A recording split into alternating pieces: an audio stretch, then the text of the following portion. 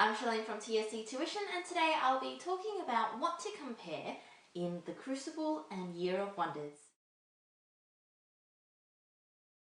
The Crucible and Year of Wonders seem to be a very popular pair of texts for many schools since many of my students are studying it.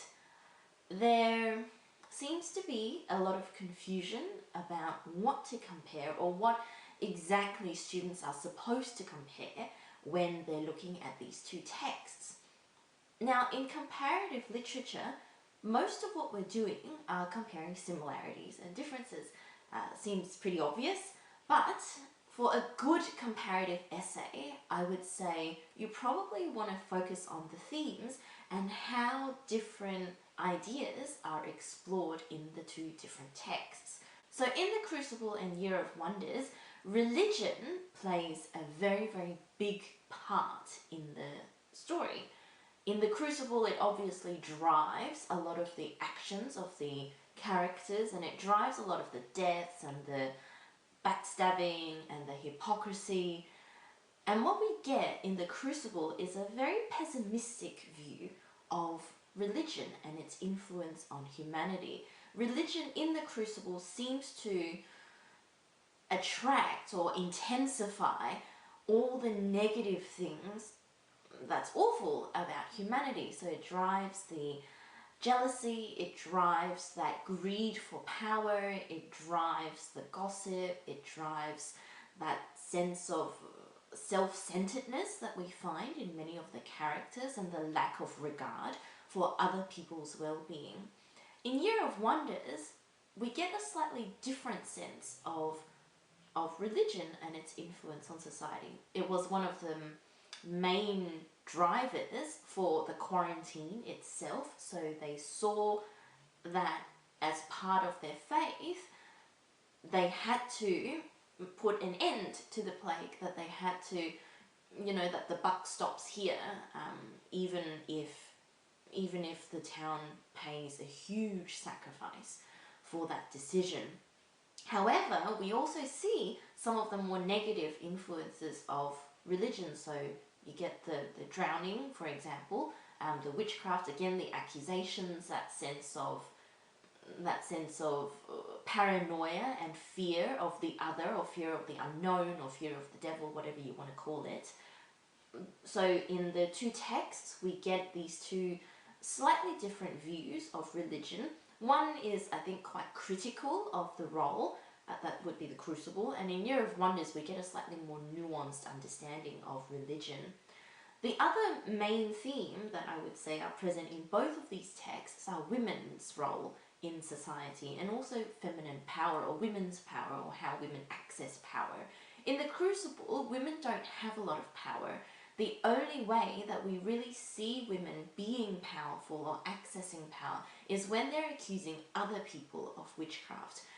And in that sort of society where it's a very hierarchical sort of structure, where, there's people up the top and there's women down the bottom, and especially women of colour, for example, like Tituba, we see that the only way that women can have that sense of power, or have power full stop for themselves, is when they're pushing other people under the bus, so to speak.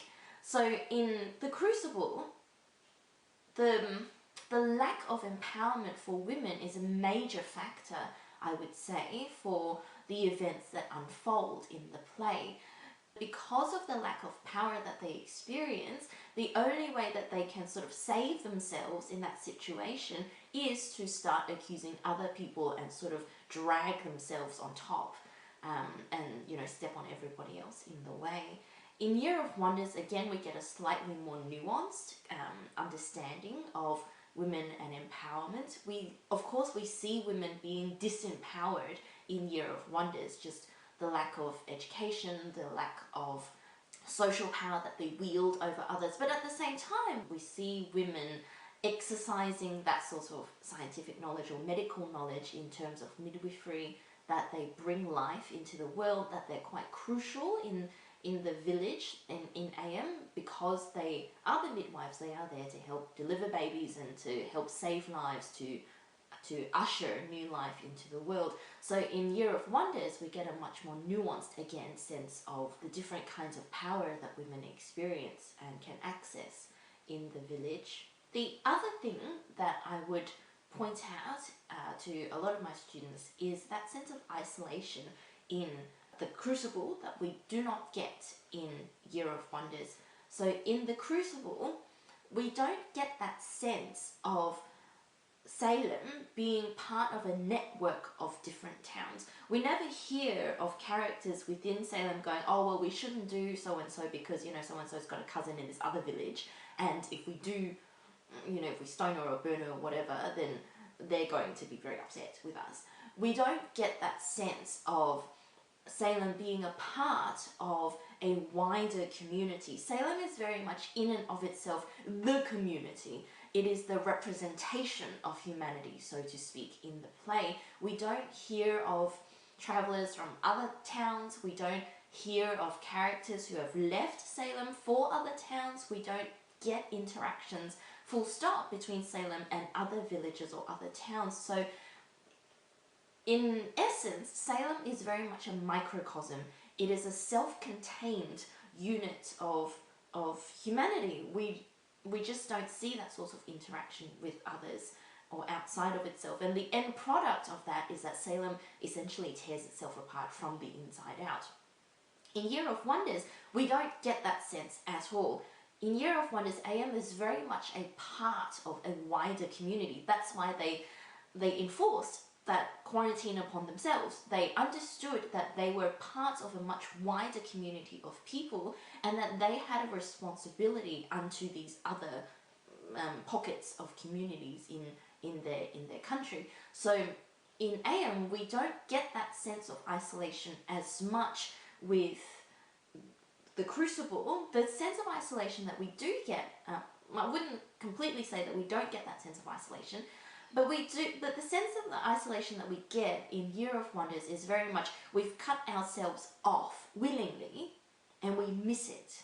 So we hear of characters having contact with other villages that they, you know, people have left, people have visited, they do trade, they marry outside of their community, for example. And the sense of isolation that we get in Year of Wonders is that we used to have this community with the wider society, and now we don't, and we miss it. And the destruction that is wrought with AM is a result of that they've now cut themselves off, and so with nowhere else to turn, they turn inwards. And that's where the destruction comes in the novel. So I think when we're comparing the two texts, it's quite important and it's quite critical to think about the role that these different towns play in the wider society. In Salem, we don't get a sense of that wider society. In AM, we do. What is the influence and what's the result or consequences of that very, very different senses of isolation? And that's something that you'll have to grapple with, I think, when you're talking about humanity and religion and faith and women and life and death and all that sort of stuff, because that sense of isolation very much drives, I think, much of the action that appears in both of these texts. So I hope that was helpful. Like and subscribe to all my social media channels for all the tips and tricks that I post. As always, please contact me if you'd like some one-to-one tutoring. I am in Nunawading in Victoria. If you can't get to where I am and you're in the eastern suburbs of Melbourne, I can send someone out to you. Thanks for watching.